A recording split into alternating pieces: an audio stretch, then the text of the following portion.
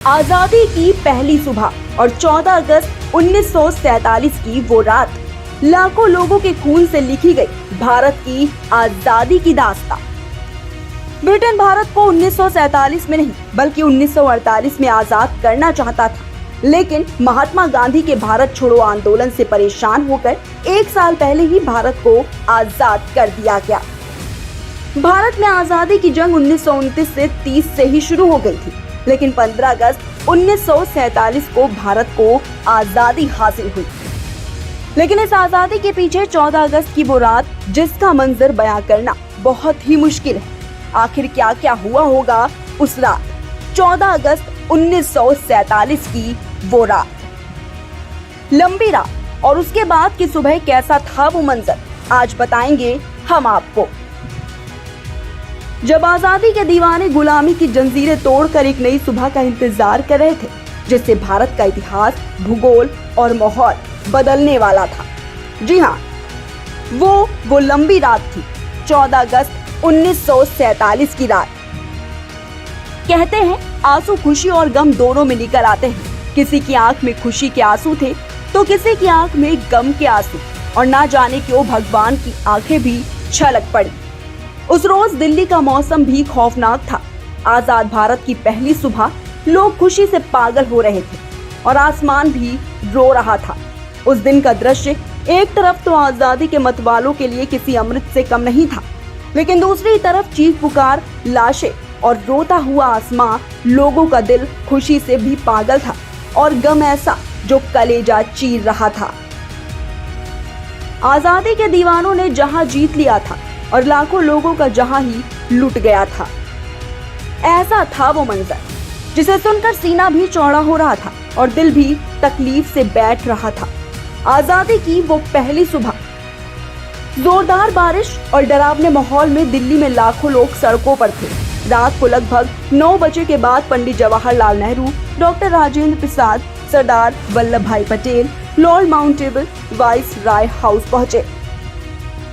अभी रात 12 बजने में कुछ ही वक्त रह गया था और इसी बीच पंडित जवाहरलाल नेहरू ने कहा कि हमने नियति को मिलने का वचन दिया था और अब समय आ गया है कि हम अपने वचन को निभाएं। पूरी तरह से न सही, लेकिन बहुत हद तक आज रात पूरी दुनिया सो रही होगी। भारत जीवन और स्वतंत्रता की नई सुबह के साथ उठेगा।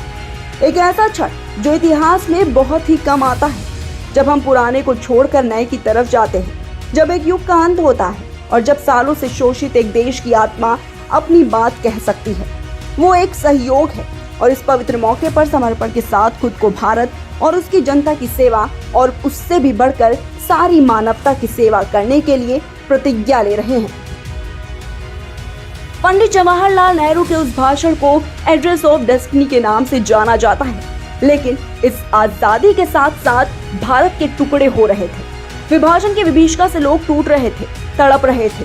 लोग अपना सब कुछ छोड़कर एक नए देश, एक नए वतन, एक नए आशियाने की तलाश में निकल रहे थे। देश 2 टुकड़ों में बंट चुका था, जहां एक तरफ देश में खुशी और प्यार का माहौल था, तो वहीं दूसरी तरफ नफरत की आग में पूरे देश को जलाकर राख कर दिया था। नफरत की आग ने पूरे शहर, बस्तियां, मोहल्ले, घर, यहाँ तक कि आने जाने वाली ट्रेनों तक को आग के हवाले कर दिया। लाखों की तादाद में लोग मारे गए। कहते हैं भारत को आजादी ऐसे ही नहीं मिल गई, लाखों आजादी के दीवारों ने अपनी कुर्बानियां दी, और जिसमें सबसे बड़ा योगदान राष्ट्रपिता महात्मा गांधी के भारत छोड़ो आंदोलन ने अंग्रेजों के पसीने छुटा दिए। और दूसरी तरफ सुभाष चंद्र बोस की आजाद हिंद फौज ने अंग्रेजों को चुनाव जितवा दिया था। ब्रिटिश सरकार द्वितीय विश्व युद्ध के बाद कमजोर पड़ चुकी थी। पूरी दुनिया में हर जगह से विरोध प्रदर्शन हो रहे थे। अंग्रेजों के हाथ से दुनिया निकलती जा रही थी और अंग्रेज कुछ नहीं कर पा रहे थे।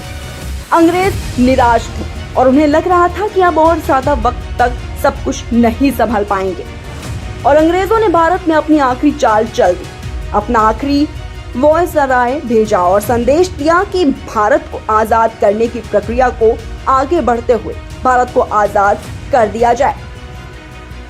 अंग्रेजों ने 3 जून 1947 को भारत को आजाद करने का निर्णय लिया, लेकिन इसी बीच देश में एक बड़ा संकट खड़ा हो गया, और वो संकट था जिन्ना नाम का जिन, जिसने भारत को टुकड़े करने के लिए ठान ली थी। और एक अलग देश यानी कि पाकिस्तान जिन्ना जिन्ना की मांग थी कि हम भारत के साथ नहीं रह सकते और इसीलिए हमें भारत के टुकड़े कर एक नया देश पाकिस्तान हमें दिया जाए। और जिन्ना के जिद की वजह से देश के अलग अलग हिस्सों में हिंसा भड़क उठी। देश की बिगड़ती हालत को देखकर अंग्रेज थर थर कांपने लगे, लेकिन ये चाल थी अंग्रेजों की जिसमें वो कामयाब हो चुके थे। अंग्रेजों की ये नीति थी तोड़ो और राज करो। यूनियन सोवियत संघ के साथ भी अंग्रेजों ने यही किया, लेकिन नफरत की इस आग ने हमारे देश को जलाकर राख कर दिया। एक ही रात में लाखों हिंदुस्तानी मौत के घाट उतार दिए गए। लोग घर परिवार, माल जेवर, जमीन जायदाद छोड़कर अपनी अपनी जान बचाने के लिए भागने लगे। नफरत के पुजारी हैवानों ने पूरे देश को लूट लिया। 15 अगस्त की सुबह लगभग 8:30 पर पंडित जवाहरलाल नेहरू और उनकी कैबिनेट ने पद और गोपनीयता की शपथ ली। लेकिन 14 अगस्त की रात देश में लगी आग को बुझाने के लिए ईश्वर के आंसू रुकने का नाम नहीं ले रहे थे। एक नई सुबह की शुरुआत के लिए एक अच्छा मौसम और एक अच्छा वातावरण ईश्वर ने तैयार कर दिया था। सुबह ठंडी हवाओं के साथ आजादी के दीवाने तिरंगा लहराते हुए देखना चाहते थे। देश के तिरंगे को पंडित जवाहरलाल नेहरू ने रात 12 बजे सेंट्रल पार्लियामेंट में लहरा दिया था, जिसको देखने के लिए आजादी के लाखों दीवाने दिल्ली पहुंच रहे थे। और फिर सुबह 8:30 पर अंग्रेजी झंडा उतार कर तिरंगा फहराया गया। देश भर के लोगों में खुशी के आंसू थे। ऐसी है हमारी आजादी की कहानी। सभी देशवासियों को 15 अगस्त स्वतंत्रता दिवस की पब्लिक लाइव टीवी परिवार की ओर से हार्दिक शुभकामनाएं।